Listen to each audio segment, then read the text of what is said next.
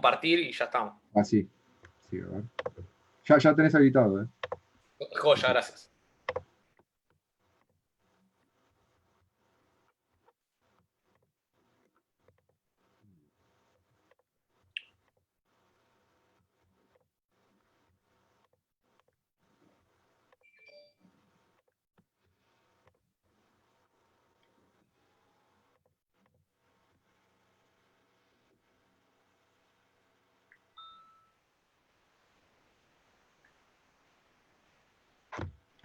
Bueno, buenas tardes a los que se van sumando.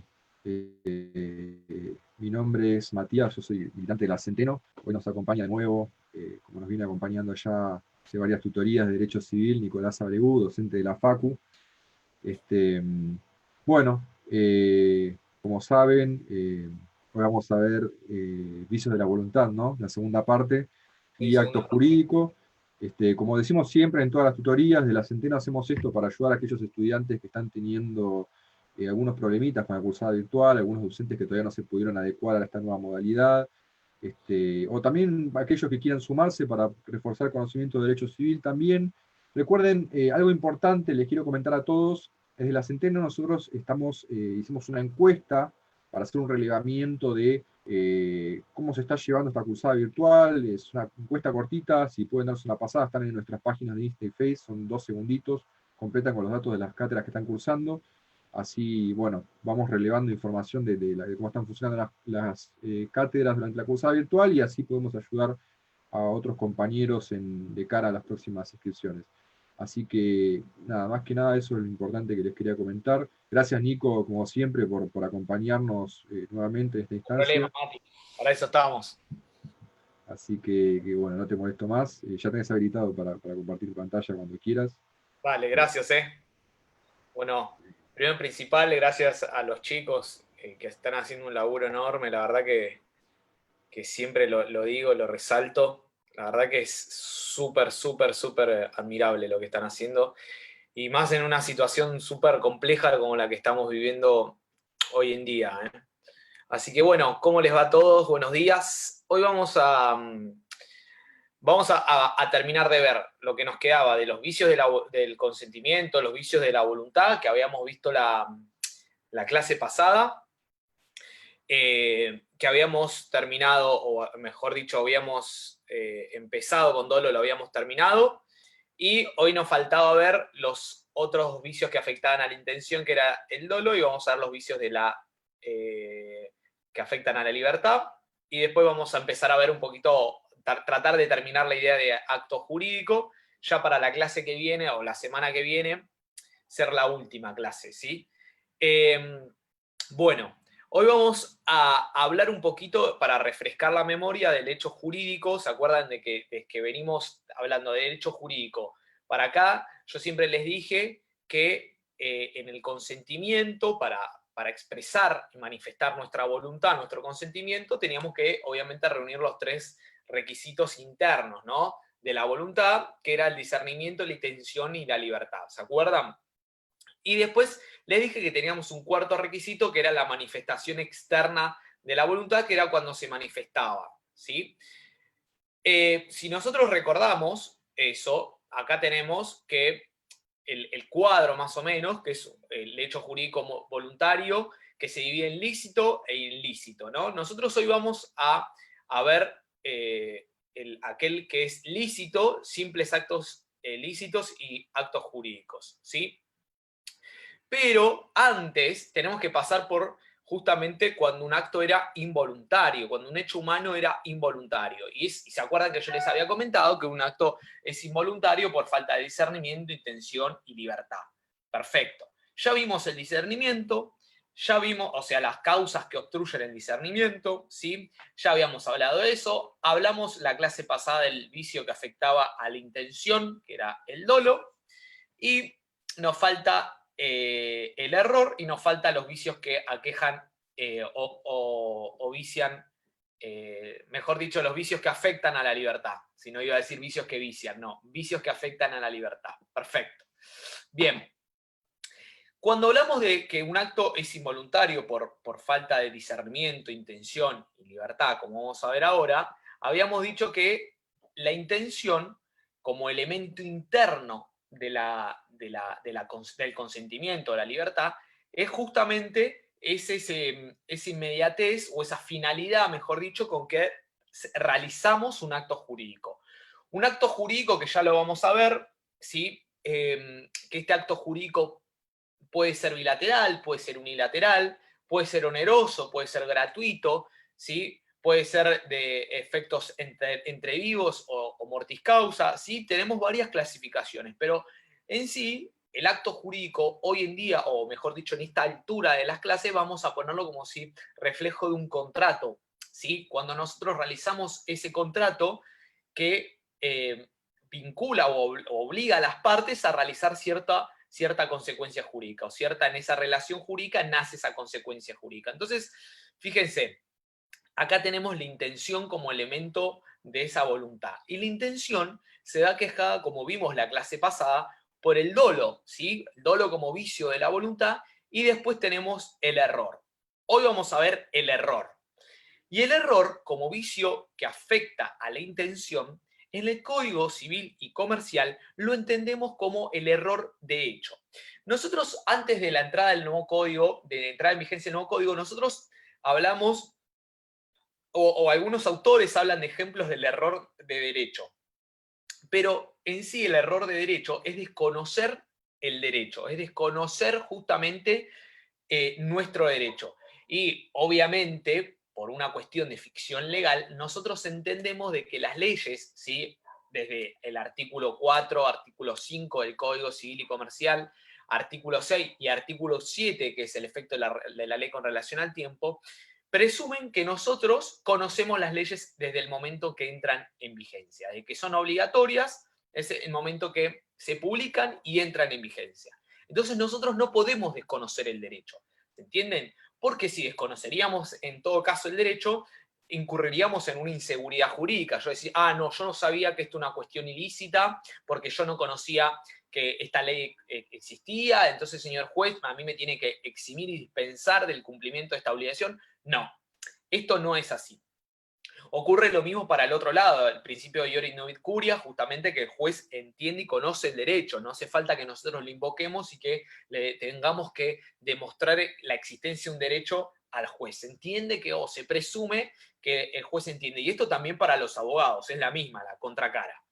Bien, cuando nosotros hablamos del error de hecho en el Código Civil y Comercial para que provoque la nulidad del acto jurídico porque vicia al elemento intención, tenemos que entender que este error debe de reunir ciertas características para provocar la nulidad del acto jurídico.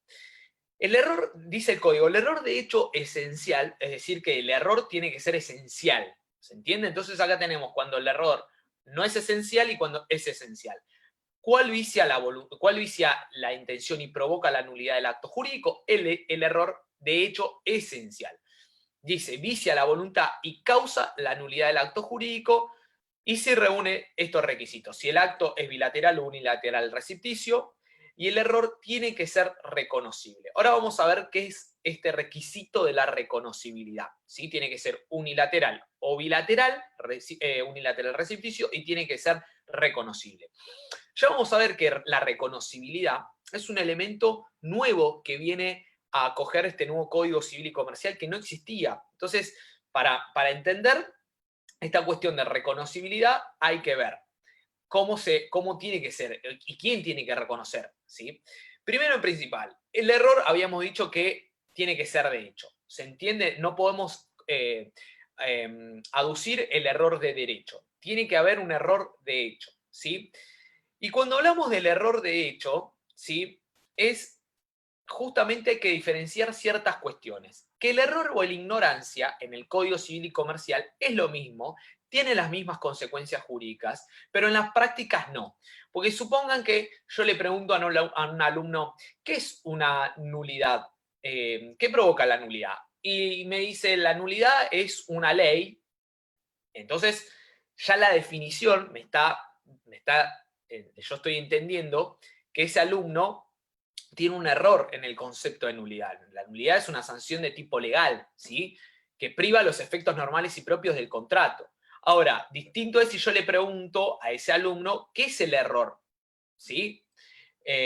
Y se queda mudo, no me contesta nada, pálido. Entonces yo entiendo que hay una ignorancia. Bueno, provoca la misma consecuencia, que yo lo tenga que evaluar para menos, de menos puntaje. Entonces, lo mismo ocurre acá. El error o la ignorancia producen las mismas consecuencias jurídicas, los mismos efectos jurídicos, pero en la práctica son distintas. El error o la ignorancia tiene que ser, de hecho, bilateral, porque habíamos dicho que entre dos partes, ¿sí? Cuando en ese acto jurídico hay dos partes, o unilateral recepticio, que es cuando la unilateralidad se entiende cuando se manifiesta una de las otras voluntades, una de la voluntad, ¿sí? Se manifiesta una voluntad y el otro obviamente recibe de esa voluntad, ¿sí? Y reconocible por el destinatario, que ese error tiene que ser reconocible por el destinatario. Ahora vamos a ver esto. Pero para entender qué era la nulidad, ¿se acuerdan que yo les había comentado que es una sanción de tipo legal porque nace de la ley la nulidad? Tiene un efecto y ese efecto justamente es privar, ¿sí?, los efectos normales y propios de ese contrato. ¿Qué significa esto, chicos? Significa que pone a las partes previa celebración del contrato, es decir, como si las partes no hubiesen contratado. ¿Se entiende? Si realizamos una compra-venta y esa compra-venta carece de error o carece de violencia o de dolo, automáticamente pedimos la nulidad de ese contrato y se entrega la cosa, la cosa que se vendió y se entrega el precio a la otra parte, es decir, el dinero se entrega, se devuelve. Vamos a ver más adelante que esto puede ocurrir, que el auto no existe más, que el auto se chocó, que el dinero se gastó, ¿sí? Pero vamos a ver qué ocurre. Pero la sanción tiene esos efectos retroactivos. Fíjate, yo por eso puse, se declara la nulidad siempre con una sentencia judicial, es decir, el juez va a declarar la sentencia, y la característica que tiene, que la nulidad, ¿sí?, siempre nace ese acto jurídico ya viciado, de error, de dolo, de violencia o de intimidación moral. Fíjate que en el momento en que las partes ya celebran el contrato, ese acto jurídico ya está viciado. ¿Se entiende? Esos son los efectos de la nulidad que también provoca el error, ¿sí? ¿Por qué se dice que es una sanción de tipo legal? Porque justamente la nulidad nace de la ley. Nadie puede imponer la nulidad en un contrato. Siempre nace de la ley. Bien. Veamos esto que sea el error reconocible. Bueno, la reconocibilidad en el derecho, como le dije, es un requisito para provocar la nulidad del acto que el 265 nos habla, perdón, el 265 como requisito y el 266 me lo viene como a definir.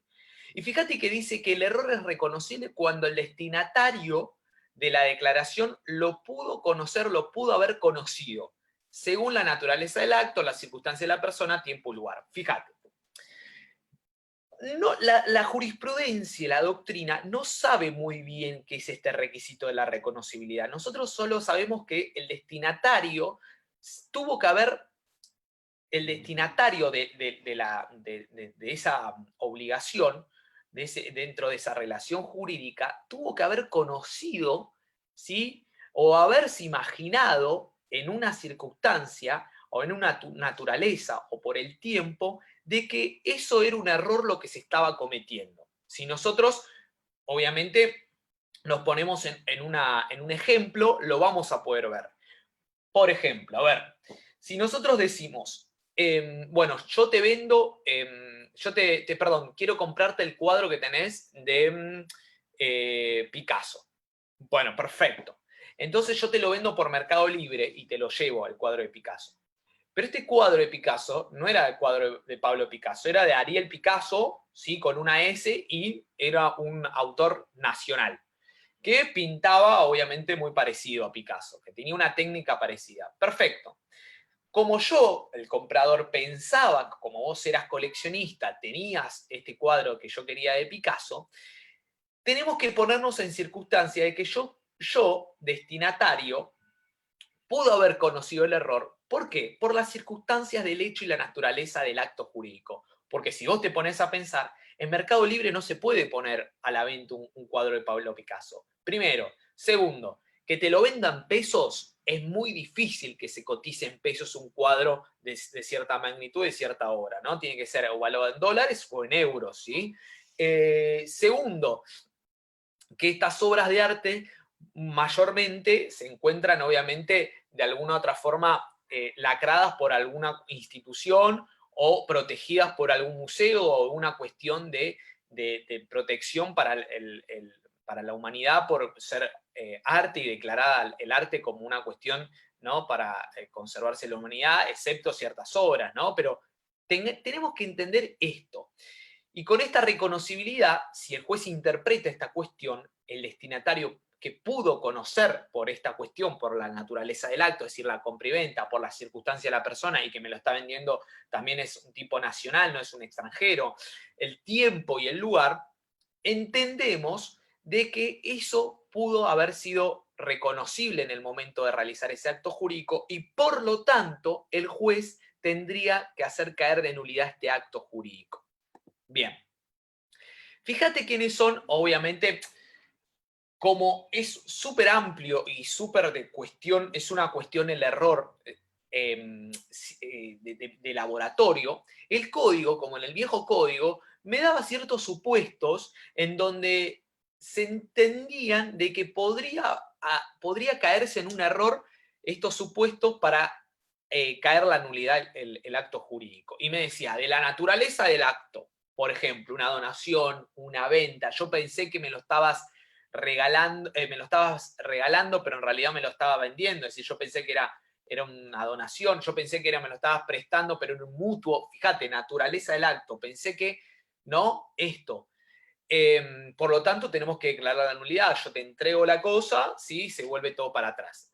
Un bien o un hecho diverso de distinta especie, ahora vamos a ver esta cuestión, ¿no? Ejemplos, pero por ejemplo puede ser especie con relación a los animales, ¿sí? Que son cosas, muebles, vivientes, pueden ser también por una calidad, ¿sí? Esta calidad que nosotros hablamos como por ejemplo un auto, ¿sí? Una calidad también puede ser una obra de arte, ¿sí? O suma diversa querida, ¿sí? Por cuestión del pago de dinero, que puede ser una suma mayor o inferior, ¿sí? ¿Se entiende? Eso es en el error, ¿sí? Hace no mucho no sabemos, o sea, había leído una jurisprudencia de que hubo un error en un cero, en dos ceros, que se había vendido una Ferrari, ¿sí? Una Ferrari acá en Uruguay, ¿sí? Jurisprudencia Uruguay, vinieron las partes, pues las partes vivían acá y el Ferrari está en Uruguay. Bueno, nada, las partes obviamente convinieron el precio, cuando lo fueron a firmar, obviamente se ven que el escribano puso, parece, dos ceros, una de la parte compradora le pagó lo que decía esa escritura, y ahí se empezaron justamente las tratativas por el error. No, y lo interesante, que esto se podría haber subsanado, pero la parte vendedora pidió el error, ¿sí? El error, este supuesto del error. Fíjate que también ocurre en ciertos supuestos lo que es o lo que se denomina como el error en la persona. El error en la persona era lo han tratado varios doctrinarios del derecho civil, como por ejemplo el error en la persona de pensar de contratar con quien yo pensaba que tenía ciertas cualidades o ciertas características y pedir la nulidad de un contrato. Se puede dar, por ejemplo, en el matrimonio. Ustedes me dicen, chicos, en el matrimonio, sí, en el matrimonio se puede pedir la nulidad por un supuesto de error en la persona. ¿Por qué? Porque se ha dado o se ha entendido la jurisprudencia de que yo haber conocido ciertas cualidades de la persona de la cual yo me he enamorado, y resulta que una vez contraído el matrimonio, me entero que esa persona no era la que yo pensé que era, sino que era, por ejemplo, no sé, que me casé con el jefe del cartel de Sinaloa. Entonces, automáticamente yo no entiendo por qué una persona era ciertas cualidades y terminó siendo de otra. Entonces, voy y me presento ante la justicia y pido la nulidad del matrimonio, justamente por, no el divorcio, la nulidad del matrimonio por el error en la persona. ¿Se entiende? Y esto justamente, fíjate, los motivos personales que hayan incorporado expresamente o tácita también en el contrato, los motivos también pueden ser. Y fíjate la persona con la cual se celebró que refiere a ello como determinante de la voluntad, ¿no? O sea, es crucial con la persona que yo creo que estoy contratando, pero en realidad no lo es. Bien, estos supuestos se dan, fíjate, yo te pongo acá por especies, por ejemplo, puede ser un tipo de trigo que vos creo que me estás vendiendo y en realidad me vendiste de otra calidad. Me vendiste una suma de dinero y yo pensé que era otro tipo de dinero. Fíjate que son supuestos de error, ¿sí? Fíjate también, como yo les puse en los ejemplos de los cuadros, ¿no? Esto también tiene que ver con que el destinatario pudo haber reconocido el error, ¿sí? Fíjate que tiene que ser de hecho, ¿sí? Por estas cuestiones que estamos realizando, reconocible, que sea reconocible por el destinatario, y justamente tiene que haber sido bilateral, es decir, que haya dos partes, o unilateral recepticio, como por ejemplo también puede ser la donación en este caso, ¿sí? Fíjate que yo pienso que estoy contratando con un artista y en realidad estoy contratando con otro tipo de artista, ¿se entiende? Estos son supuestos de... También en los animales, fíjate que puede ser que sea un animal de carrera, pero me vendieron un animal doméstico, ¿sí? Perfecto. En sí, estas situaciones que van a provocar la nulidad del acto jurídico, puede que ocurra que se siga subsistiendo este acto jurídico. Es decir, que puede ocurrir de que nosotros queremos de que siga subsistiendo. Entonces, no solo puede solicitar la nulidad del acto, sino la otra ofrece ejecutarlo con las modalidades de aquella entendido. ¿Se acuerdan de que yo le contesté cuestión de la Ferrari? Lo más lógico hubiese sido, bueno, te pago el dinero que falta para llegar a lo que yo había entendido. Bueno, no pasó de esta forma, se pidió la nulidad del acto jurídico y las partes se tuvieron que devolver la cosa y el precio de la cosa, pero hubiese el código, fíjate que en el 269 me da la posibilidad de subsanar este acto, ¿no? De subsanar la nulidad para quedar justamente subsanado este error. La nulidad más adelante lo vamos a ver, seguramente la semana que viene, la nulidad la podemos entender como la nulidad absoluta y la nulidad relativa. Siempre la nulidad absoluta es la que tiende a proteger el orden público, la moral, las buenas costumbres. Y en cuanto hablamos de la nulidad relativa, es la que tiende a proteger los intereses particulares. En este caso, es nulidad relativa. Y una de las características que tiene la nulidad relativa es que puede ser saneable. ¿Por qué se sanea? Porque el error se puede subsanar. Fíjate que el código me lo está diciendo. Porque esta sanción es de última ratio aplicarla, ¿se entiende? Entonces podemos también aplicar acá en este caso la nulidad. Perfecto. Ya vimos error, que es el vicio que afecta a la intención. Vimos dolo, vimos error, el vicio que afecta a la intención. Acuérdense que el discernimiento no tiene vicios que lo afectan, sino causas obstativas o causas que obstruyen, que ya lo vimos en la clase pasada, que era la privación accidental de la razón, la minoría de edad y la determinación de la capacidad. Perfecto. Ya vimos discernimiento, ya vimos intención. Vamos ahora con la libertad como elemento esencial, como requisito del consentimiento o de la voluntad. Consentimiento es lo mismo que voluntad, chicos, es lo mismo. Bien, ahora, fíjate que los vicios que afectan a la libertad, ¿sí? O mejor dicho, que vician la libertad, son la violencia física y la intimidación. Son dos cosas distintas en la realidad, pero en la práctica son dos cosas distintas en la práctica y en la realidad, pero la ley los toma como si fueran iguales. La misma consecuencia jurídica que vendría a ser hacer recaer en la nulidad ese acto jurídico viciado por violencia física o intimidación de tipo moral. Y fíjate que me dice el código en el 276. Me dice, la fuerza irresistible y las amenazas que generan el temor de sufrir, fíjate, un mal grave e inminente que no pueda contrarrestarse o evitar en la persona o bienes de la parte o de un tercero. Vamos hasta ahí.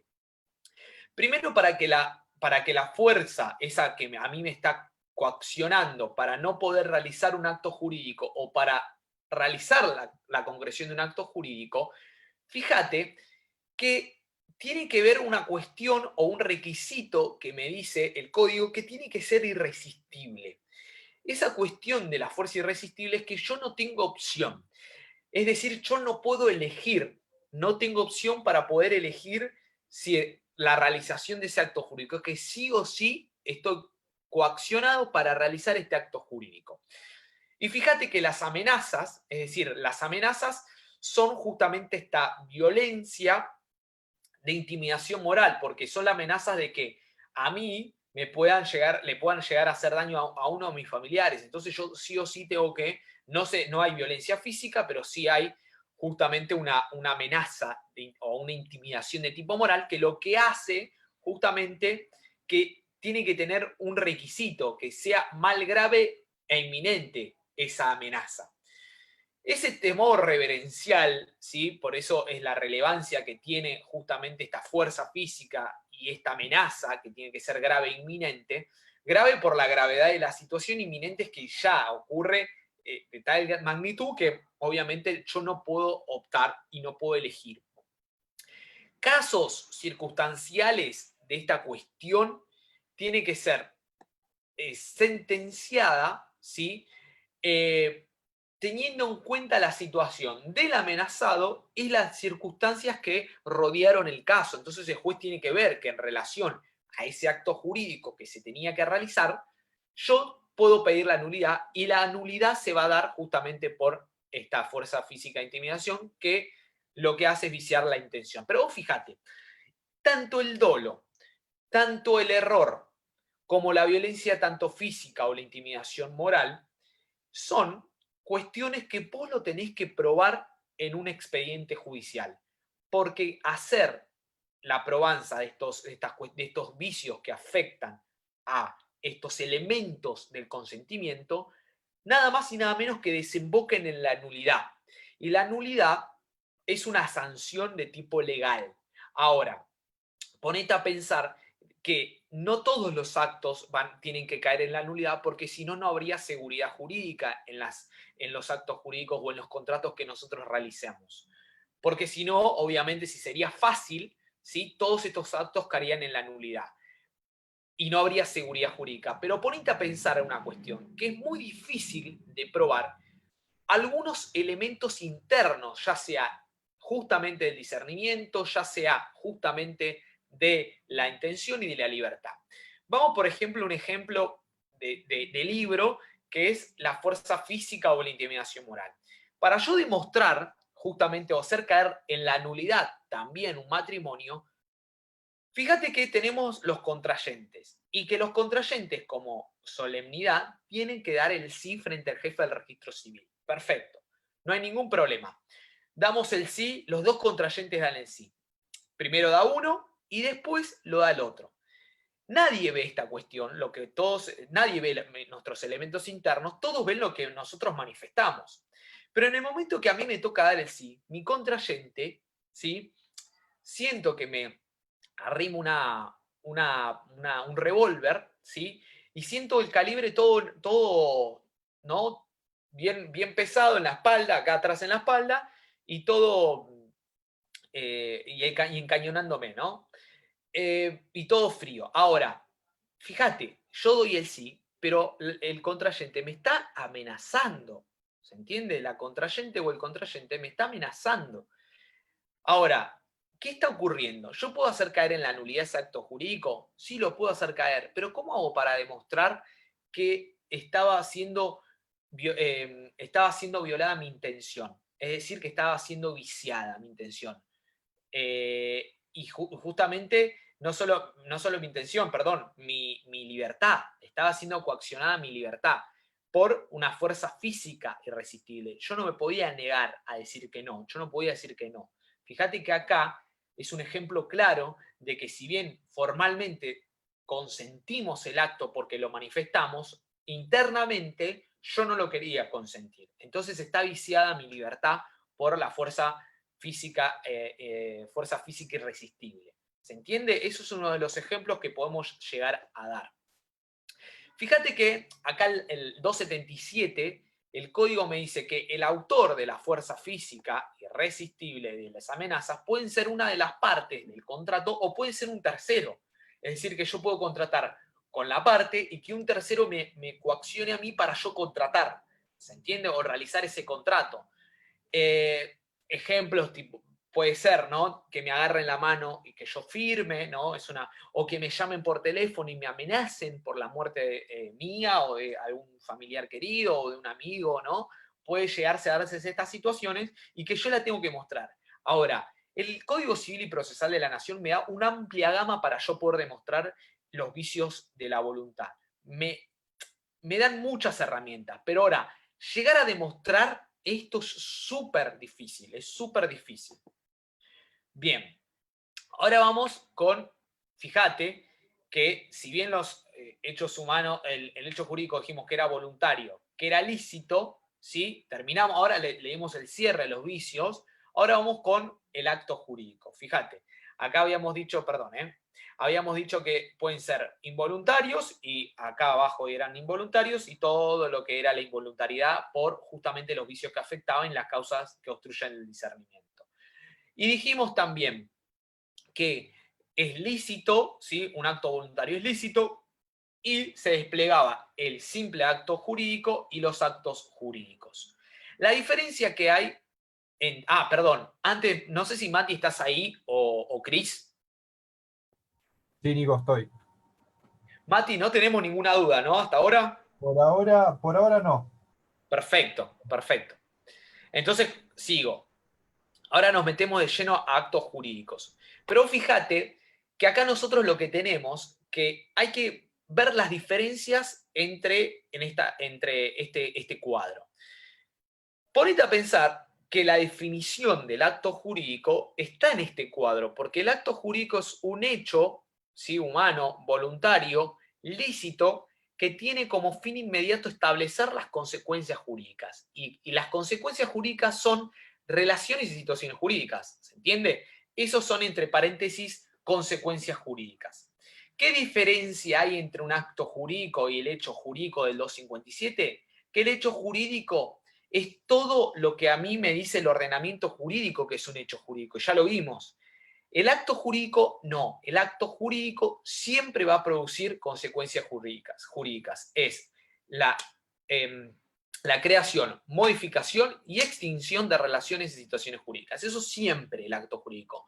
¿Qué diferencia hay entre el acto jurídico y el simple acto lícito? Tiene que ver con la finalidad inmediata. Esto significa de que el simple acto jurídico y el acto jurídico se diferencian porque el simple acto jurídico no tiene finalidad inmediata. El acto jurídico sí, y esto tiene que ver con una intención de las partes a realizar el acto jurídico.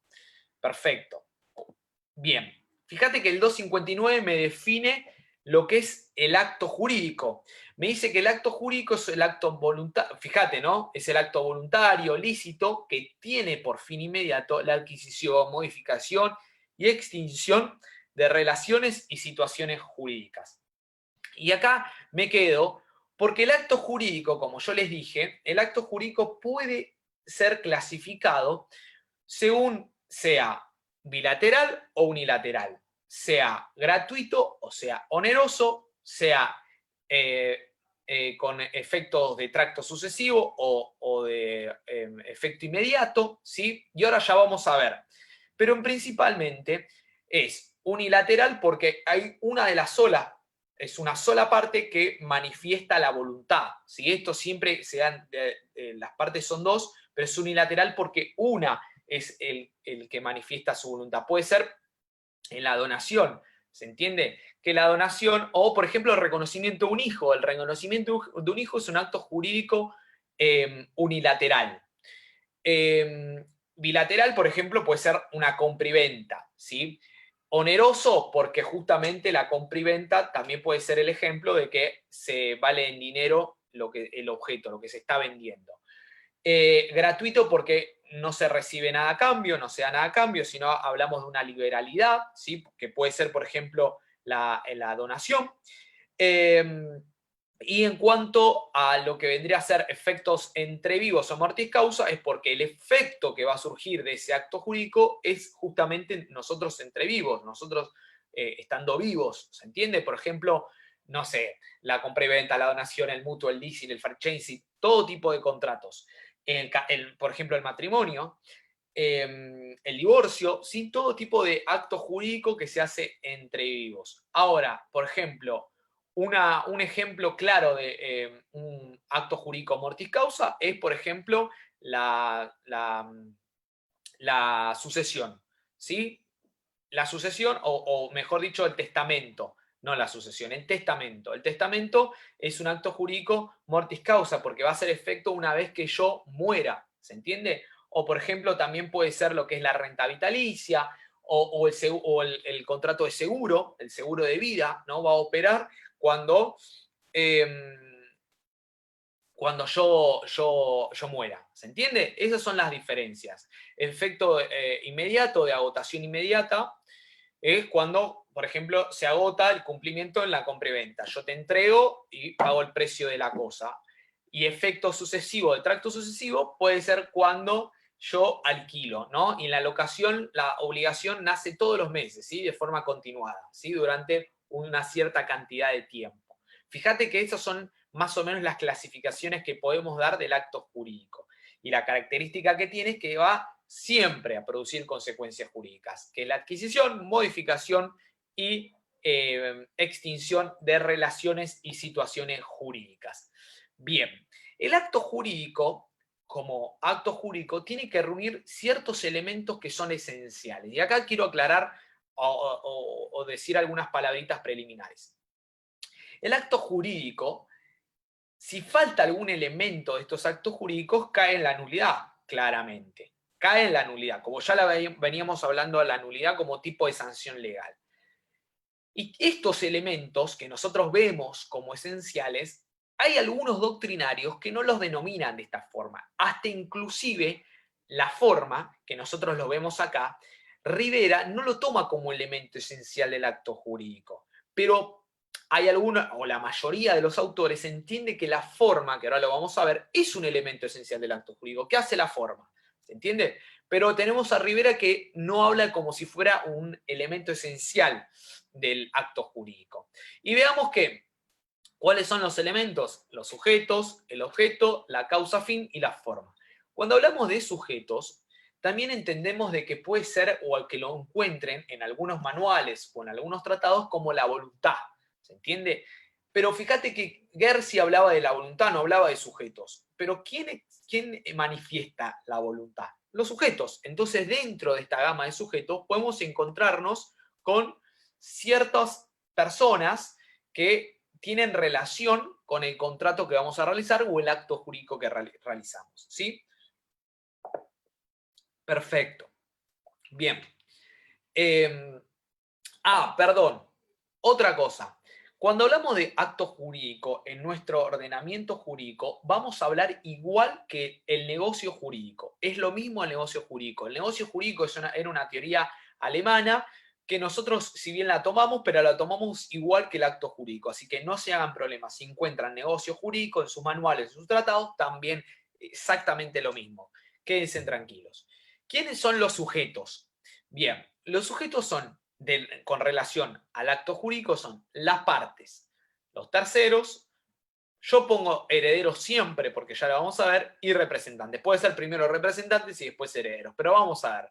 Primero vamos a ver quiénes son las partes en relación a este contrato.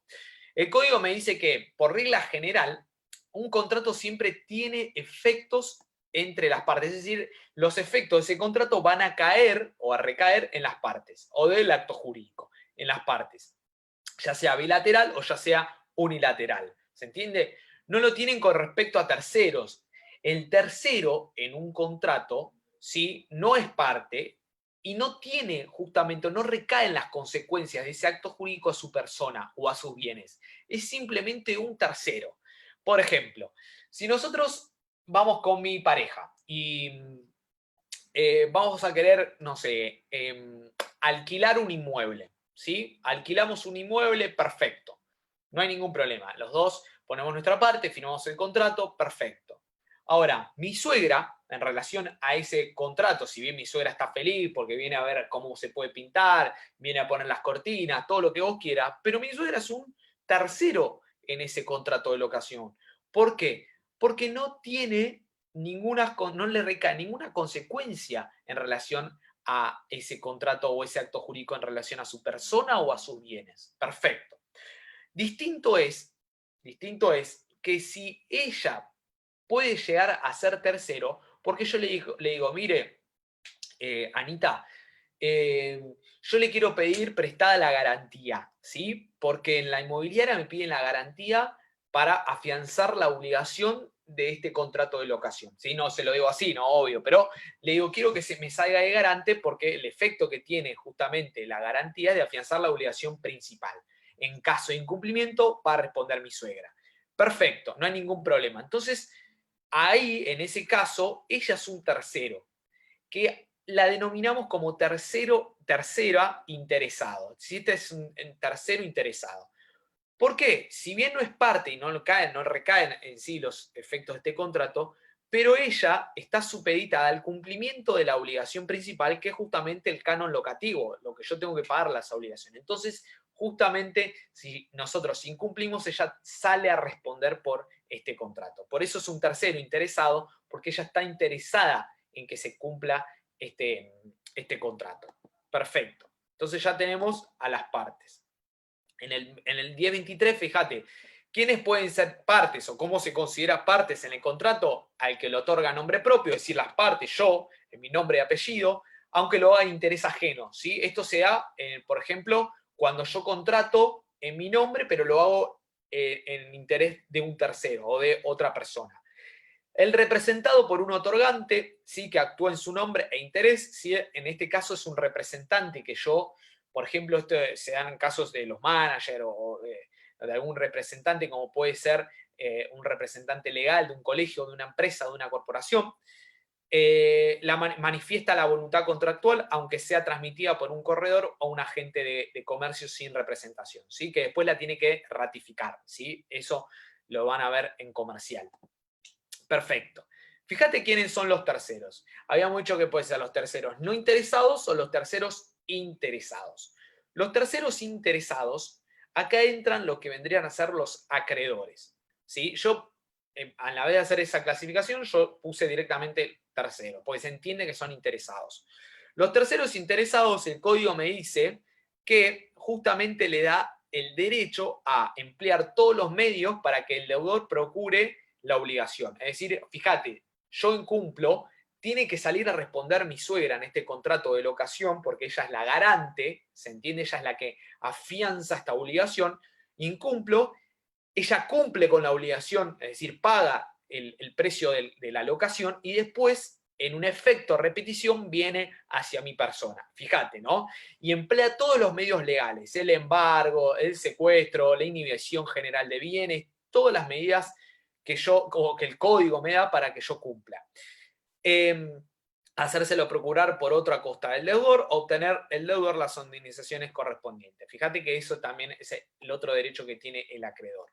¿Qué tipo de acreedores podemos encontrar? El acreedor privilegiado y el acreedor quirografario. ¿Quién es el acreedor privilegiado? Es el que tiene el derecho a un privilegio en el cobro. Esto significa de que él va a ser el primero que va a cobrar. ¿Se entiende? El tipo de acreedor es el primero, el acreedor privilegiado es el primero que cobra. Y el quirografario es de un privilegio menor o de un rango menor, que va a cobrar si hay remanente o posterior a que cobren justamente los acreedores privilegiados. Pero fíjate la gran diferencia que hay, ¿no? Y fíjate que el código en el 2573 me define quién es el acreedor privilegiado. Y me dice, fíjate que el código siempre me va a definir, el privilegio es una calidad que corresponde a un crédito de ser pagado con preferencia a otro. ¿Qué significa esto? Significa que es por ley. ¿Se entiende? El privilegio no puede ser ejercido sino por ley. Vos tenés un privilegio como acreedor porque la ley lo dice. ¿Se entiende? Y yo tengo el derecho, el derecho me da el privilegio a que yo cobre primero. ¿Se entiende? Antes que otros acreedores. ¿Se entiende? Si yo embargo un bien de mi deudor, ¿sí? Embargo un bien de mi deudor, yo identifico ese bien como, por ejemplo, puede ser un bien inmueble, una propiedad, una casa, y yo soy el primero que traba el embargo. El que cobra primero soy el primero que traba el embargo. Después van a haber otros embargantes y después van a cobrar los otros, pero primero el crédito que se satisface es el primero que embarga. Por eso es el prior tempore poter iure, primero en el tiempo, mejor en el derecho. ¿Sí? Fíjate que este privilegio se da. Fíjate que lo que yo te decía, que es un origen legal, ¿sí? Que los privilegios resultan exclusivamente de la ley. Vos no puedes tener otro privilegio por un contrato, ¿no? Decir, che, vos vas a cobrar primero. No, no, no, no. Es por la ley, ¿sí? Y la ley me da ciertos supuestos de quienes pueden ser privilegiados, ¿sí? Que no vienen al caso, porque lo van a ver en contratos o en obligaciones. Fíjate quiénes son los acreedores quirografarios o de rango menor. Son los acreedores que no tienen privilegio y concurren a prorrata, es decir, que se divide del remanente, se divide una partecita para cada uno. Ese es el prorrateo. Excepto, obviamente, disposición en contraria del código que puede llegar a cobrarse de otra manera. ¿Sí? Bien. No sé si, Cris, ¿estás por ahí o Mati? Sí, Nico, estoy acá. Por ahora no veo dudas tampoco. Perfecto, perfecto, genial. Vamos a ver quiénes son los representantes. Ya entonces hablamos de quiénes son estos terceros y dijimos que los terceros son interesados o no interesados. Los interesados son acreedores, representantes y herederos. Fíjate quiénes son los representantes. ¿Sí? Los representantes en principio son los que van a actuar en nombre y en cuenta de esa persona que realiza el contrato o el acto jurídico. Y esto es súper interesante porque la representación puede ser legal o voluntaria. Y nosotros estamos acá hablando de la voluntaria. ¿Por qué? Porque nosotros ya vimos la representación legal en tema de capacidad. Porque la representación legal y necesaria son los progenitores con respecto a sus hijos menores. Fíjate, porque lo impone la ley. ¿Se entiende? En el 100 y 101. Ahora, legal y necesaria bajo la curatela, porque también puede ser el representante que actúe como curador, ¿sí? En una determinación de la capacidad con respecto a una persona que se le determina la capacidad, pero en este caso hablamos del representante voluntario. Este representante, que en principio la ley me dice, fíjate, ¿no? Los actos jurídicos entre vivos pueden ser celebrados por medio del representante, excepto en los casos que la ley exige que sea otorgados por la titularidad del derecho. Esto significa de que el representante no puede actuar en nombre y en cuenta mía en ciertos casos, como por ejemplo los derechos personalísimos. ¿Se entiende? O por ejemplo, otro acto que hay algunos actores que es un acto unilateral que no es personalísimo, pero para mí sí es personalísimo, como el reconocimiento de un hijo. El reconocimiento de un hijo, yo no le puedo ceder el ejercicio a un representante para que lo reconozca por mí. ¿Se entiende? Yo solo tengo que reconocer ese intuito personal. La representación es voluntaria cuando resulta de un acto jurídico, es decir, dentro de la clausulita en un contrato, y este tipo de contrato se denomina el mutuo, es lo que nosotros, o lo que ustedes, mejor dicho, lo que nosotros abogados hacemos, representamos, ¿se entiende? De nuestro, mediante lo que se denomina el contrato, el poder, el contrato de mutuo, y es legal cuando resulta de la regla de un derecho y es orgánica cuando resulta del estatuto de una persona jurídica. ¿Sí? En este caso, el representante legal, como vendría a ser en el caso de las personerías jurídicas o de las empresas con personería jurídica o en una asociación o algún tipo de persona jurídica. Fíjate. Entonces, esa representación voluntaria que va a actuar en nombre y en cuenta de una persona que se da en relación de un contrato dentro de un acto jurídico se denomina mandato. Es el contrato que nosotros entendemos como mandato. Se entiende que somos está el mandante y el mandatario, ¿sí? En este caso, que nosotros el día de mañana lo vamos a hacer cuando ustedes sean abogados, ¿no? Van a poder actuar con poder, ¿sí? O con patrocinio letrado o con el poder. Ahora, vos fíjate que acá es súper interesante porque la parte se obliga a realizar uno o más actos jurídicos en interés de otra. ¿Qué ocurre? Este poder puede ser un poder específico o amplio. ¿Sí? El poder específico o el mandato específico es que yo vaya a realizar una acción específica y que esté obviamente en ese poder que se tiene que escriturar. mediante un instrumento público, ¿sí?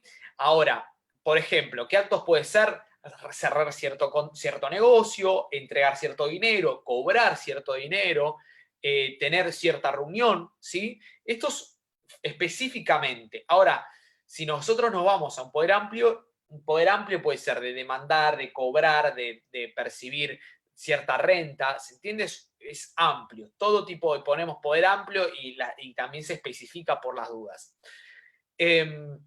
Fíjate que el mandato puede ser conferido. Esto no me interesa porque no viene a nuestra materia, sino después en contratos cuando ustedes la vean, que yo también soy profe de contratos en la cátedra del OS Blanco, así que no hay ningún problema si se quieren inscribir ahí. Bueno, estar ahí. Si una persona sabe que alguien está haciendo algo en su interés y no lo impide, pudiendo hacerlo, se entiende como conferido tácitamente el mandato. ¿Se entiende? Es una concreción del hecho. ¿Se acuerdan cuando vimos manifestación de la voluntad? Esta es una realización de un hecho. La ejecución de un hecho material. Y la damos por manifestado de forma tácitamente. Esto es el 263, 264 del Código. La ejecución del mandato implica su aceptación aún sin mediar la declaración expresa. Es decir, que si yo soy el mandante, ¿sí? Que mi mandatario realizó cierto acto, pero yo no le dije nada, acepté, perfecto. No hay oposición alguna, se acepta. Perfecto. ¿Quiénes son los herederos? ¿Sí? ¿Qué tipo de tercero es un heredero? El heredero legítimo es el que puede llegar a percibir justamente todo lo devengado en relación a la universalidad de los bienes que componen el acervo hereditario, es decir, el patrimonio, la universalidad del patrimonio que deja el causante. ¿Sí? Fíjate que Vélez es súper sabio, que lo tomamos acá, que decía la muerte como hecho, ¿se acuerdan que lo vimos como un hecho jurídico? Ocurren 3 hechos en uno. Decía, ocurre la muerte, la apertura de la sucesión y justamente la vocación hereditaria, es decir, que se transmiten los derechos a los herederos legítimos o a los herederos forzosos. Fíjate que Vélez acá decía 3 hechos en uno, me decía, ¿no? En una nota al pie de página perdida por el código. No me estoy acordando el 35 algo, era 3582, no me acuerdo si alguien me lo puede decir, pero del viejo código. Y era la nota al pie de página, que era súper interesante, que Vélez hablaba de este hecho jurídico de la muerte, ¿no?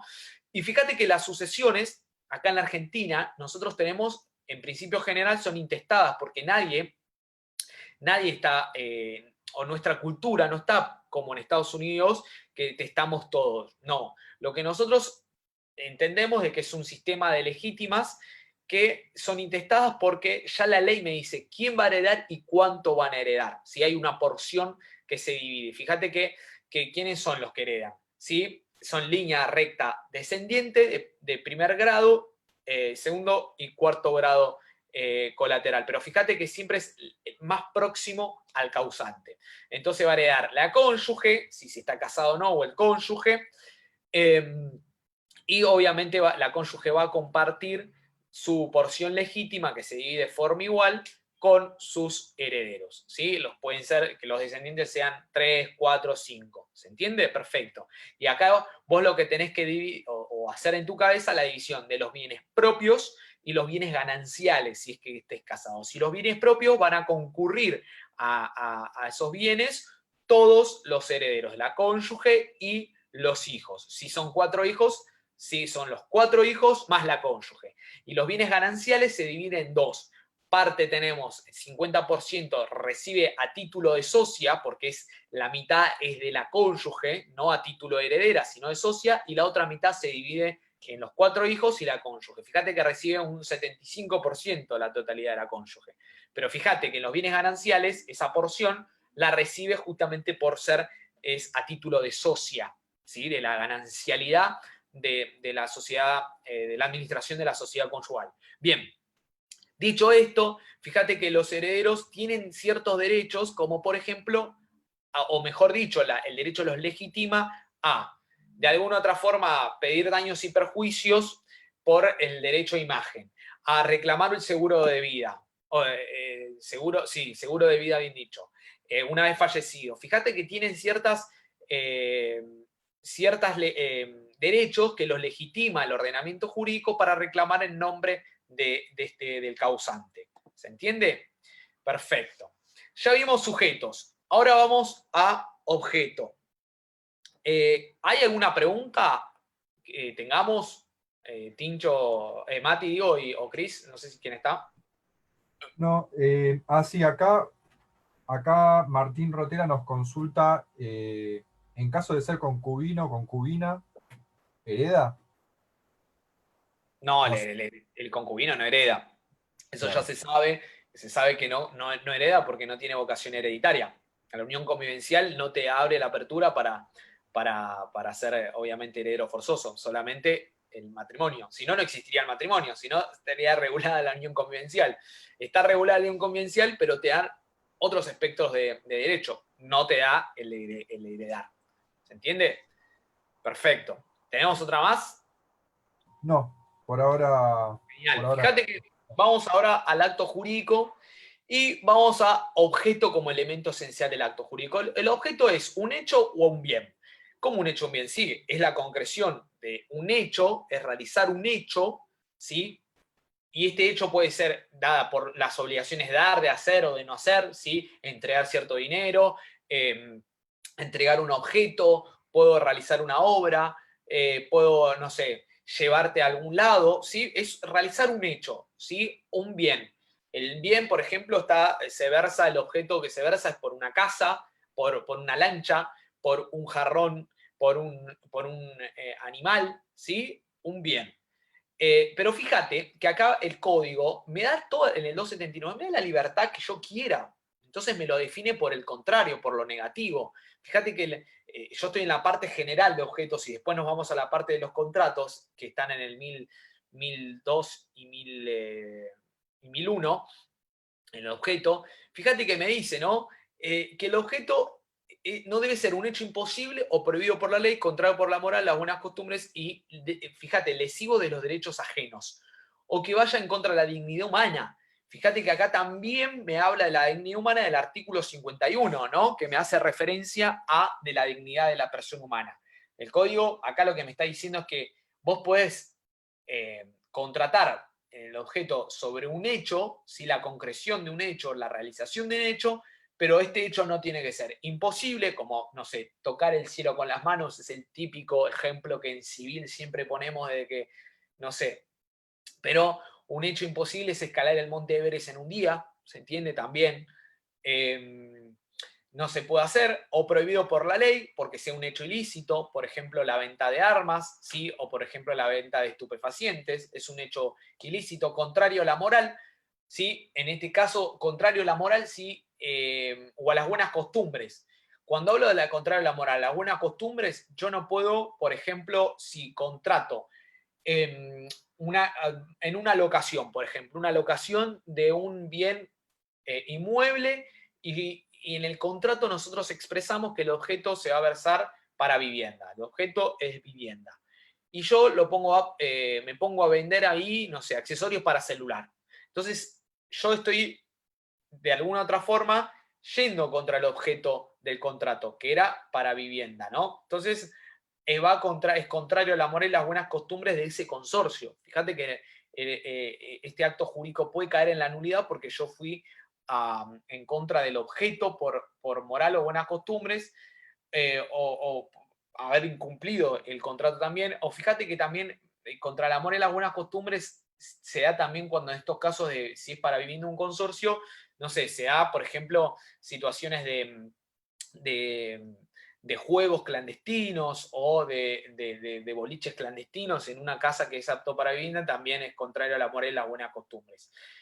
Al orden público, cuando, por ejemplo, no sé, el orden público es, por ejemplo, ir contra la capacidad de las personas, ¿sí? Contra el objeto, por ejemplo, de un casamiento que vaya en orden público, no sé, casarse con, no sé, fíjate que si te querés casar con 3 personas, todavía no se puede. Fíjate que es contra el orden público o lesivo, todavía digo todavía no porque no sabemos, pero fíjate que el orden público como va cambiando puede ser que algún día ocurra, ¿no? O lesivo de los derechos ajenos o de la dignidad humana, ¿sí? Esto ya vimos que la dignidad humana es un derecho de deber del 51. Tampoco puede ser un bien, ¿sí? Que por un motivo especial se haya prohibido que lo sea. Acá, por ejemplo, nosotros no podemos vender o poner o comprar bienes del Estado, ¿sí? Por ejemplo, una plaza, ¿sí? Yo no puedo venderte, no sé, como ya lo dije, estupefacientes o marihuana, ¿sí? Porque es un bien que está específicamente prohibido que lo sea. Esto es con relación al objeto. Si el objeto cumple con alguno de estos que me dice el código, es hecho imposible, es prohibido, o un motivo especial que prohíbe que lo sea, automáticamente ese objeto cae en la nulidad de ese acto jurídico. ¿Sí? Vamos con la causa. La causa como elemento esencial del acto jurídico se debatió hasta el hartazgo, hasta el código pasado, que si era causa fin o causa fuente. Causa fuente se elimina como elemento esencial del acto jurídico y vamos a la causa fin. La causa fin del 281 me dice que es el fin inmediato autorizado por el ordenamiento jurídico. ¿Se acuerdan cuando yo les dije que el acto jurídico es un fin inmediato? Bueno, acá está. La causa fin es el fin inmediato.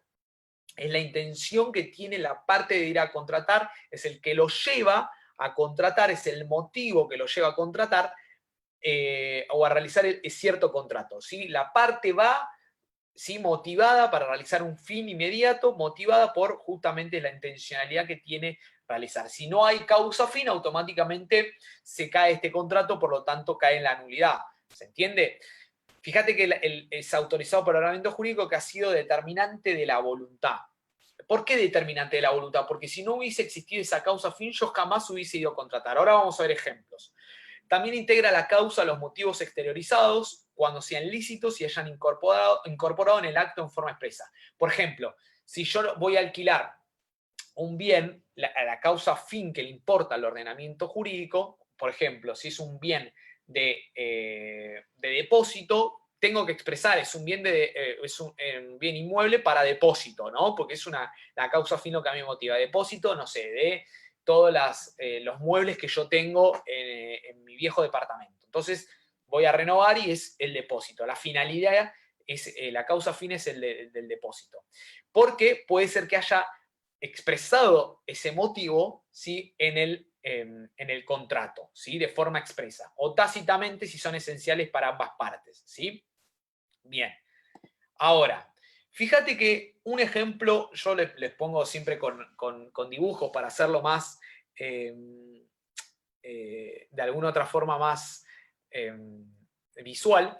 Si yo tengo uno de los ejemplos más claros de la causa fin o falta de causa fin, es justamente, fíjense, que ocurre en Pamplona. Nosotros tenemos ese leading case que a mí me contaron una vuelta hace 12 años atrás y a mí me quedó y viene espectacular para este caso. Si nosotros en Pamplona lo que teníamos que son, hasta su momento, hace un tiempo, se hacen muy conocidas por las corridas de toro, más allá de lo que puede causar, ¿no?, toda la vejación contra estos animales, ¿no?, porque es su cultura y trae en contra y a favor opiniones. Pero el tema del caso, lo importante del caso que a nosotros nos convoca es justamente de que siempre se alquilan balcones en donde pasan los toros antes de entrar a ese estadio que está lleno. Bueno, entonces esos balcones se alquilan con amenities, ¿no?, con aperitivos y todo durante un día. Solo se alquila el balcón. Y porque ese balcón da a la avenida principal en donde se hace este desfile.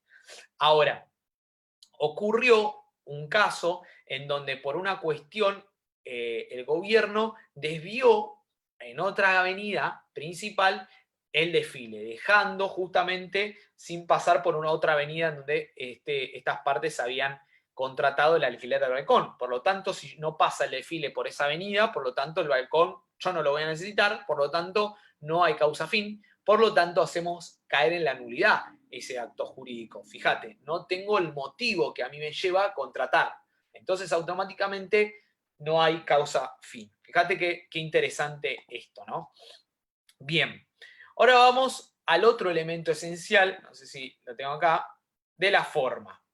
Vamos a la forma. Ah, perdón, ¿hay alguna pregunta hasta ahora, Mati? Sí, Nico, justo te iba a transmitir.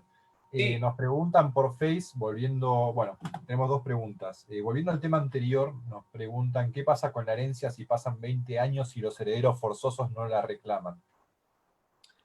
Si pasa 20 años, en realidad no tiene ninguna, no prescribe esta cuestión de si pasa 20 años o no. El tema es, fíjate, ¿quién viene a reclamar por esos bienes? Porque fíjate que vos tenés dentro de una sucesión, cuando se abre la sucesión, la apertura de la sucesión, se hace en el momento instantáneo de la muerte. Ahora, vos tenés que ir al proceso sucesorio, que la puede abrir o cualquier acreedor o cualquier heredero, ¿sí? Esos bienes que componen todo el acervo hereditario dentro de la universalidad, que componía los bienes o que compone los bienes del causante, tiene que pasar otra etapa al final del proceso, que es la inscripción de estos bienes para que pasen a nombre de los herederos. Y así estén en cabeza de los herederos, porque hasta ese momento están en cabeza del causante. ¿Se entiende? Perfecto. Fíjate que esto no tiene ninguna cuestión de... no tiene ningún plazo lo que vendría a ser la administración de la sucesión. ¿Por qué? Porque es una cuestión sui generis. Nadie la pensó de que iban a estar en cabeza de un causante, pero tienen que estar después inscripta en el registro de la propiedad en cabeza de sus herederos cuando se inscriba. ¿Cuándo se inscribe? Cuando mediante el testimonio se expide por orden judicial y ahí lo que se hace en ese testimonio por una sentencia, por una resolución judicial, se inscribe en lo que vendría a ser en el registro de la propiedad de inmueble. Ahora, fíjate, a falta de herederos es la cuestión. Cuando no hay herederos, cuando tenemos herederos no hay problema, pueden estar ahí. Es más, si no hay herederos, acreedores del causante, pueden ir contra esos bienes, no hay ningún problema, eso lo tenemos que ver. Hasta inclusive los herederos siempre salen de alguna cuestión peleándose y litigan por la colación o preterición, no hay problema.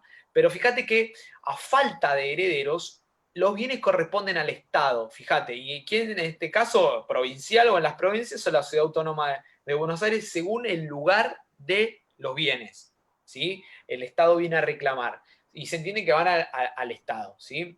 En algún momento se decía que era el Ministerio de Educación, así que no sé si todavía sigue siendo así, pero corresponde, se viene al Estado y el Estado es el que viene de alguna otra forma a adueñarse, pero no corren acá plazos, ¿se entiende? En esta cuestión. Puede ser en interno hasta que obviamente este bien que contrae obligaciones, se contraen deudas, se tengan que pagar, y en cabeza de quién sale, de la venta, y hasta inclusive se pueden dar por tracto abreviado, es decir, que directamente del nombre del causante pasa un tercero sin pasar en cabeza de los herederos, ¿sí? Pero bueno, esto es materia sucesoria, tenemos que pasar otros civiles para llegar a sucesión, a familia de sucesión, ¿sí? Así que bueno, no sé si se respondió la pregunta. Sí, después otra pregunta, ¿qué diferencia hay entre causa fuente y causa fin? Bueno, muy buena pregunta, porque no toqué causa fuente. La finalidad inmediata es la intención que tienen las partes, la fuente es lo que origina justamente el contrato. Es muy complejo tratar de explicar lo que es causa ahora, porque estamos con el tiempo, pero la gran diferencia es que la finalidad es el motivo que lleva a la parte, y la fuente es lo que origina justamente el contrato, es lo que se origina en este contrato, que puede ser la causa fuente, se sale porque de alguna otra forma no nos importa la fuente de este contrato, lo que originó este contrato, sino nos importa cómo tener en cuenta, o el ordenamiento jurídico le importa tener la intención, ver la intención de la parte. ¿Se entiende? Lo que a vos te motiva a ir a contratar, ¿sí? Ojo, no es lo mismo causa fin que causa motivo, porque la causa motivo son aquellos motivos personales de la persona. Por ejemplo, la causa fin puede ser, no sé, la locación del depósito, ¿no? Entonces yo voy a alquilar este depósito, el contrato es de depósito, bien, perfecto, lo expresamos porque la finalidad es el del depósito, perfecto, pero el motivo no puede que esté expresado, pero no está mayormente expresado, la causa motivo, porque es, no sé, dejo todos esos muebles ahí porque me quiero mudar a otra casa que queda más cerca del río y esa casa es más chiquita, por lo tanto no la puedo meublar, y entonces tengo que, fíjate, es una causa motivo que a mí personalmente me lleva, que es distinta a la causa fin, que puede estar expresada o no puede estar expresada. ¿Se entiende? Perfecto. No sé si Después, tenemos bueno, más. Sí, pero bueno, nos transmiten agradecimiento por la respuesta qué pasa si no se pide la herencia 20 años después. Ah, perfecto, está bien. Siempre son casos particulares que sean, ¿viste? Que ¿Tenemos otra más o no? No, y finalmente, ¿qué es cónyuge supérstite? Perdón. No, no hay problema. El cónyuge, bueno, el cónyuge supérstite es justamente es mediante la institución del matrimonio es a dos, la que se nombra justamente cónyuge, es la que lleva ese nombre como parte de esta institución, que es nada más y nada menos que puede ser una cónyuge o un cónyuge, ¿no? O los o las, ¿sí? Y la ley le atribuye ciertos derechos, ¿sí? Como por ejemplo el de hereditario, y de otros derechos que no se tiene en la unión convivencial, que es el conviviente, ¿no? Que la unión convivencial es totalmente distinta porque es solamente de hecho, no solo que sea inscripta, ¿no? Así que esa es la diferencia. El cónyuge es el marido o la mujer, o el marido del marido o la mujer de la mujer. ¿Se entiende? Es así. Perfecto. Bien. ¿Hay alguno más o no? Siempre está, viste, la discusión o sea, se dice cónyuge, pero viste, yo como sigo público, me olvido cómo se dice el término, viste. No, no. Siempre se dice, sí, es cónyuge. Cónyuge. Cónyuge, Sí, sí. exactamente. Nosotros que somos los civilistas, viste, lo tenemos reincorporado ya. Claro. No, Nico, acá nos agradecen por las respuestas. Por ahora no, así que si querés seguir tranquilo. Perfecto, sí. Bueno, estamos hablando de formas, que es el último elemento esencial del acto jurídico. Y fíjate que el código en el 284 me habla de la libertad de formas. Esto justamente, ¿por qué? Porque la ley no me designa una forma específica. ¿Y qué es la forma? Bueno, Jean Villa me decía, ¿no? Que es todo ese esqueleto que es el contrato donde se vuelca el contenido jurídico. Bueno, toda esa zaraza que ya es bien doctrinaria.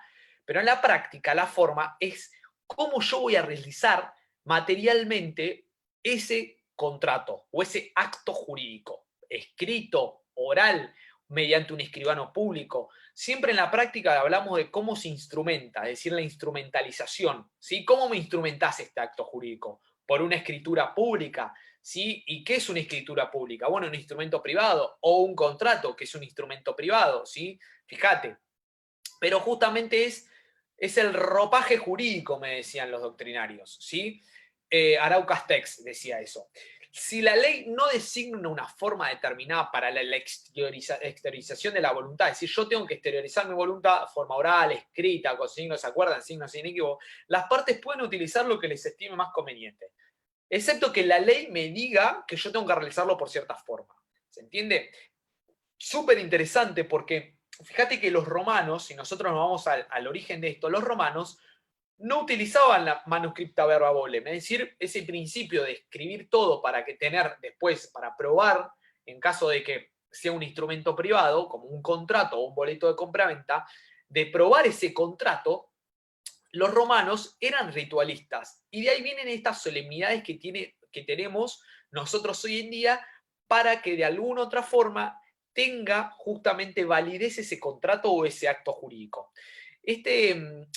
Y estas solemnidades o estas formalidades que pasaban, o que mejor dicho los romanos hacían, justamente hoy en día quedan como los testigos, ¿sí? Los testigos son testigos oculares, auditivos, ¿no? Auditivos o visuales que ven justamente y escuchan de cierto acto, ¿sí? Como por ejemplo puede ser de la donación o puede ser también del testamento por escritura pública. Bueno, hay ciertos, el matrimonio, ¿no? Por testigos, fíjate que nosotros somos testigos de lo que se está realizando porque es una formalidad que la ley me lo pide para la validez de ese contrato.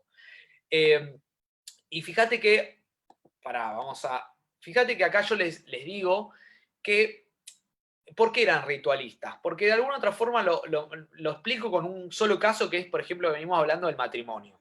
Fíjate, ¿por qué el matrimonio tiene los rituales que hoy en día sí encontramos? El vestido blanco de la mujer, la torta, ¿no? La confarratio era uno de los tipos de matrimonio que los romanos utilizaban y que daba justamente, o tenía efectos jurídicos este contrato porque era válido porque pasaban ciertos rituales.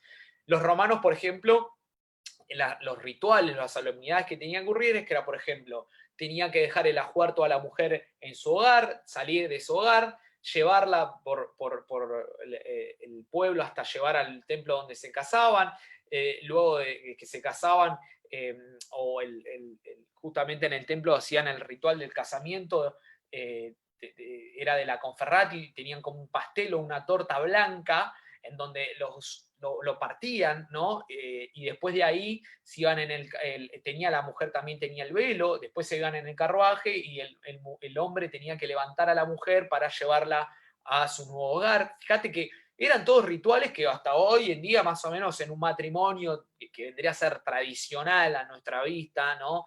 Con la Iglesia Católica y todo lo que conlleva, que hoy en día tenemos el matrimonio civil, por suerte, y separado de todo lo que vendría a ser la religión, son rituales que hoy en día hacen. Pero fíjate que de los testigos en la unión civil sigue estando, y prestar el consentimiento frente al registro, el jefe del registro civil. Entonces, fíjate, los actos jurídicos pueden ser formales o no formales. Cuando no formales, no dispone ninguna forma, que si las partes decimos que no sea escrito, sea oral. Yo te puedo alquilar algo, es oral, te puedo vender algo de forma oral, ¿sí? Te lo puedo decir, o por escrito, ¿sí? Si es más conveniente, para tener una prueba o algo, ¿no? Formales se clasifican o se subclasifican en solemnes y no solemnes. Los solemnes se denominan ad solemnitatem y los no solemnes ad probationem, es decir, para las solemnidades y para la prueba. Y vamos a ir con los formales. Fíjate, el código me dice lo siguiente.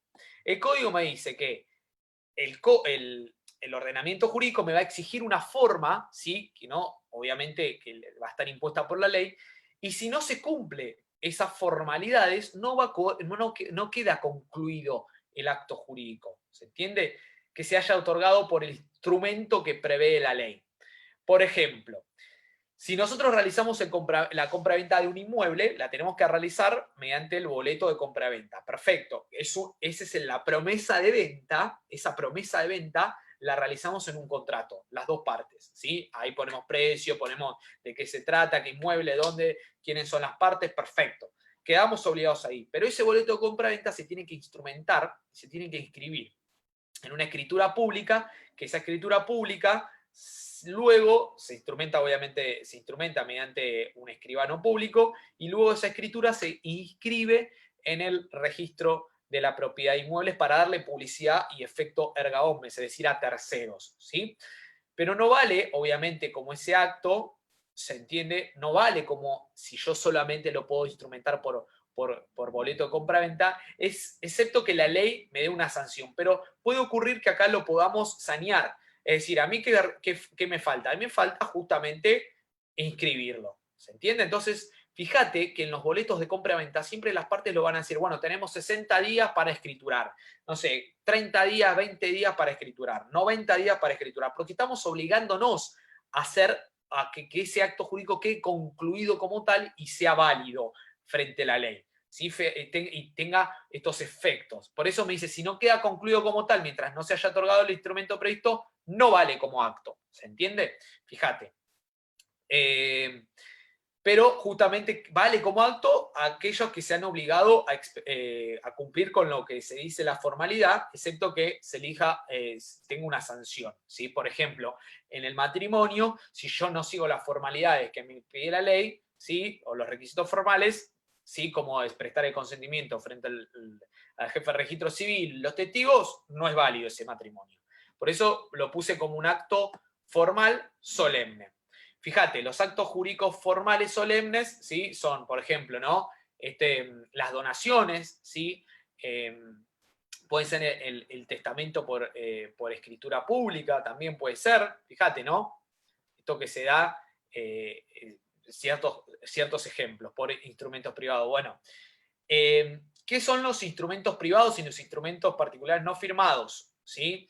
Dentro de los instrumentos tenemos el instrumento privado, que vendría a ser el contrato que las partes firman, que lo único que se requiere es el doble ejemplar y la firma de las partes y la fecha. Queda fecha cierta. Perfecto.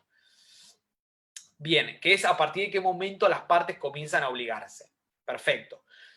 Si no es instrumento privado, porque obviamente no es esta categoría, son instrumentos particulares no firmados, que pueden ser justamente otros elementos, como los visuales, los auditivos, etcétera, etcétera, que de alguna otra forma me sirven para la prueba y demostrar la existencia de ese acto jurídico al juez. ¿Se entiende?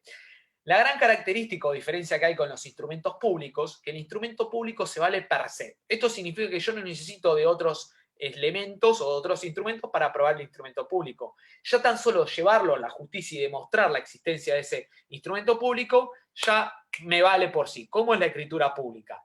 Otros instrumentos públicos son la sentencia judicial, por ejemplo, la escritura pública, por ejemplo, puede ser también el billete, ¿sí? El dinero también es un instrumento público, ¿sí? Y fíjate que algunos requisitos, los requisitos de validez del instrumento público son el oficial público que se dé frente al escribano público o a un funcionario público, como parece juez, como secretario de un juzgado, ¿sí?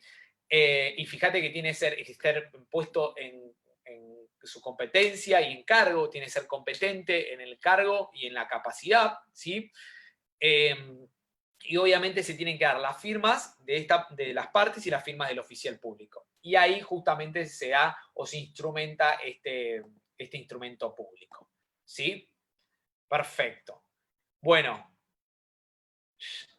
más o menos terminamos lo que vendría a ser la parte de actos jurídicos y las formalidades, como los elementos que acabamos de ver. ¿Sí? Vimos los actos jurídicos, sus elementos, sujeto, objeto, causa, fin y forma. Ya vimos todos los elementos de los actos jurídicos. La clase que viene lo que vamos a ver es los vicios de los actos jurídicos y la que viene, ya que es la última, nulidades. Así que, no sé, Martín, si estás... Martín, no sé por qué te digo Martín. Mati, ¿estás ahí? Nico. Está. A ver, déjame igual por las dudas que confirmo. Bueno, nos están agradeciendo acá por la clase a vos, Nico. Así que...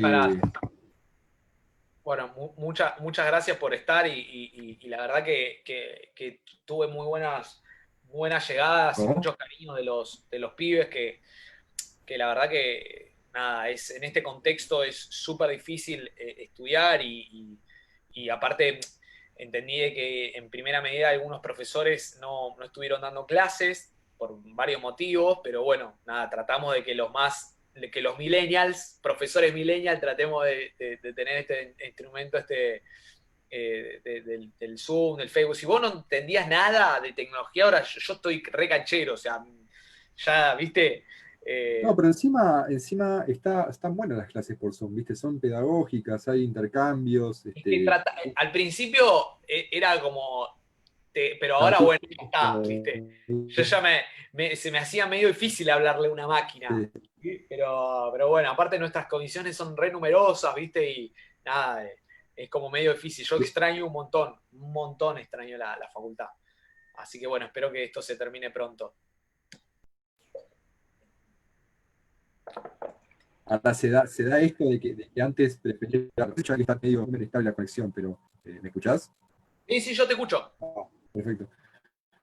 No, decía que antes se daba esto de que, bueno, el docente prefiere que todos escuchen la clase y después hagan las dudas, y ahora como que en Zoom querés que participen, ¿viste? Por lo menos en varios docentes con los que yo estoy cursando piden eso, que participen, que activen el micrófono, que interactúen, porque es como que estás hablando solo con la computadora y bueno, nada, empezás a flashear. Sí, Pero, no, sí, pero a mí me pasa que, bueno, por suerte siempre tengo gente que participa, que ve, que ustedes me transmiten las dudas. Así que eso está bueno y les sí, agradezco. Les agradezco un montón porque me claro. llegan mensajes re lindos y la verdad que me alegra que sea así, porque uno no sabe su trabajo hasta que de alguna otra forma te lo marcan o te dice para bien o para mal, ¿no? Porque yo estoy abierto, obviamente, porque es un trabajo que es para mí es un servicio, es esto, ¿no? Y nada más y nada menos que en la Facultad de Derecho, chicos. O sea, nada más que es esto. que vale destacar que hace poco subió un par de rankings más en el ranking mundial de universidad de la U. Tal cual. Que, como siempre decimos, estamos re agradecidos por todas estas tutorías que estuviste dando, que la verdad que estuvieron excelentes. A todos los estudiantes que estuvieron participando. Siempre hay gente mirando y nos manda mensajes de agradecimiento hacia vos, hacia la agrupación también. Así que, bueno, nada más que decir que palabras de agradecimiento y bueno, éxitos. Muchas gracias a vos y a todo el equipo de la Centeno, en serio. Así Dale. que bueno, Bueno, nos estamos viendo el viernes. Dale, sí, Dale. ya son las últimas, ¿no? El viernes, si no me equivoco, ya por ahora sería la última. Es la anteúltima. La anteúltima. Perfecto. Sí. Bueno, quedamos así entonces. Nos vemos el viernes. Abrazo grande, chicos. Gracias por escucharme y nos vemos en la clase que viene. Hasta luego.